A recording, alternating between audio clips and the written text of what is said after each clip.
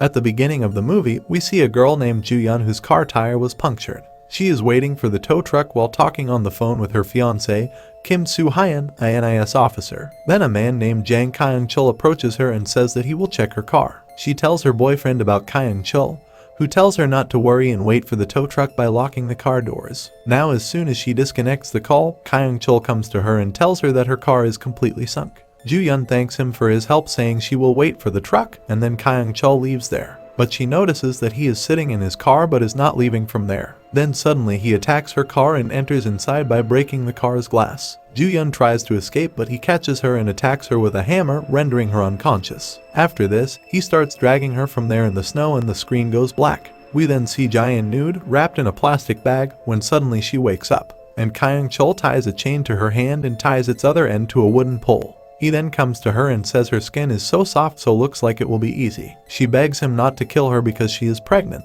Now hearing this, he starts thinking something, but then kills her. We then see him chopping her body parts and throwing them in a box, and during this Ji-yeon's marriage ring comes out and falls there. He tries to find it, but when he doesn't get it, he ignores it and scatters the body parts into a local stream. The next day, when a boy discovers one of Ju-yeon's ears, the police arrive en masse to conduct a search, led by Section Chief Oh and Squad Chief Jang, Ju-yeon's devastated father. Oh asks him to stay at home and they will keep him posted. After a while, they find a head, and the detective calls the forensic team to check it. Now that head is taken out of the water and put in a box, and they start taking it from there, but due to the huge crowd, the officer of the forensic team falls, due to which the head comes out of the box, and during this, Kim gets shocked to see that it was Ju-yeon's head. Now later during her funeral, Kim promises her that he will make her murderer pay for her pain. He then goes to his boss and asks for 2 weeks leave, who tells him that he can take longer off if he wants to, but he says all he needs is 2 weeks. He then meets his subordinate, who gives him a capsule equipped with GPS and a microphone. Later, he learns of the 4 main suspects from Jang, who has been accused of similar crimes before. Now that night, he enters the house of one of the suspects and attacks him and takes him captive. Kim then interrogates him, but when he does not get any information, he leaves after injuring him badly. We then see the suspect in the hospital, where Chief Oh learns that he has turned himself into the police because he killed the girls found 2 months ago and a few years back. Chief Oh gets shocked to hear this and asks him what happened last night, to which he just asks him to help him. Kim then follows the other suspect and hits him with his car,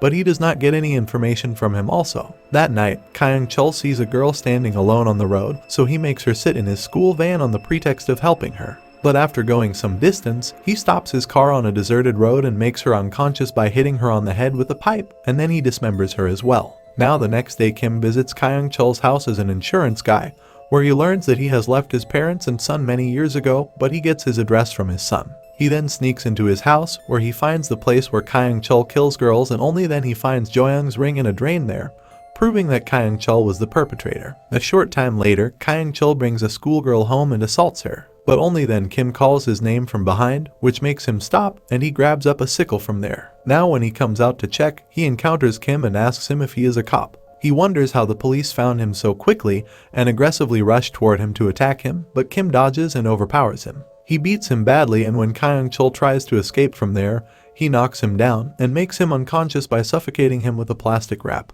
Then he is about to kill him by crushing his head with a stone, but stops and decides to shove a GPS tracker down his throat, allowing him to see his location in real time and to listen to his conversations. Now when Kyung-chul wakes up injured, he finds a packet beside him and gets surprised to see a lot of cash in it. We then see him walking on the road when a taxi already containing 1 passenger offers him a ride. Upon getting in, and correctly guessing that the driver and passenger are in fact 2 bandits intending to rob and murder him, one being Soo-hyun's unvisited 4th suspect, he strikes out preemptively and kills them both, causing the car to crash. Afterward, he finds the body of the real taxi driver in the trunk, after which he throws out their dead bodies and leaves there with their bag. He then drives to a small village where he gets a doctor to bandage himself, and then the nurse comes in and asks him to get his prescription. He then goes to the nurse and starts flirting with her, which makes her a little uncomfortable, and then he leaves there. But after some time, he locks that nurse in a room and forces her to take off her clothes. She begs him not to do so, which makes Kyung-chul angry. He then starts sexually assaulting her, but then Kim reaches there, tracking him and knocks him down. Now when the nurse is about to leave, he stops her, saying that he will need to be treated. He then stabs a scalpel in his foot and slashes his Achilles tendon, before releasing him once more. 𝐀𝐋𝐖𝐀𝐄 suspects that Kim has planted a tracker on him and starts looking for it, but cannot find it. Later, Chief Jang calls Kim and tells him that the police think he is chasing 𝐀𝐋𝐖𝐀𝐄, and the cops are after him themselves as well, so he wants him to stop. Then Ju-yeon's sister Si-yeon also talks to him and tells him that it won't bring her back, to which he says he has nothing to say to her and then disconnects the call, saying this is not pointless. 𝐀𝐋𝐖𝐀𝐄 visits the home of his friend Tae-ju, a murderer and cannibal, who lives with his girlfriend Si-yeon. After explaining his situation to Tae-ju, the latter remarks that whoever is after him must be the relative of one of his victims. Now later that night, 𝐀𝐋𝐖𝐀𝐄 consequently deduces Kim's identity after recalling Ju-yeon's engagement ring, which Kim had put on before attacking him previously. Meanwhile, Tae-ju takes out a kidnapped girl to kill her, but before he could do any harm to her, suddenly the music stops. He turns on the music again, but when he turns around, he sees that the girl is not there. Now he starts looking for her when he encounters Kim and tries to attack him, but Kim overpowers him and stabs a knife in his hand, after which he ties him with chains. Now Kim is about to cut off his hand when 𝐀𝐋𝐖𝐀𝐄 comes there and tries to shoot him. However, Kim escapes there by jumping out the window and enters the house from another way, but 𝐀𝐋𝐄 hears his footsteps from above. Here Si-young tries to attack Kim, but he knocks her unconscious, and only then Tae-ju also attacks him, but Kim overpowers him and badly injures him by hitting him on his head. Then he sees that 𝐀𝐋𝐄 is coming upstairs, so he hides in the room by throwing fishing hooks on the way, and when 𝐀𝐋𝐄 moves towards him, those hooks prick his leg, causing him to fall, and getting a chance, Kim beats him up and injures him badly. The next day, Tae-ju and Si-young, still unconscious, are arrested by the police and sent to the hospital. Kim's trusted subordinate arranges for Kim and 𝐀𝐋𝐄 to evade the police and receive treatment for their wounds at a separate facility, where the barely conscious 𝐀𝐋𝐄 hears Soo-hyun and the subordinate talking about the transmitter. Kim releases 𝐀𝐋𝐄 again, and when he goes to a pharmacist to get painkillers, 𝐀𝐋𝐄 tries to talk to him through the transmitter and tells him that he knows who he is, but he made a mistake by taking him for granted. While talking, he enters a pharmacy and tells him that before dying, Ju-yeon told him that she was pregnant.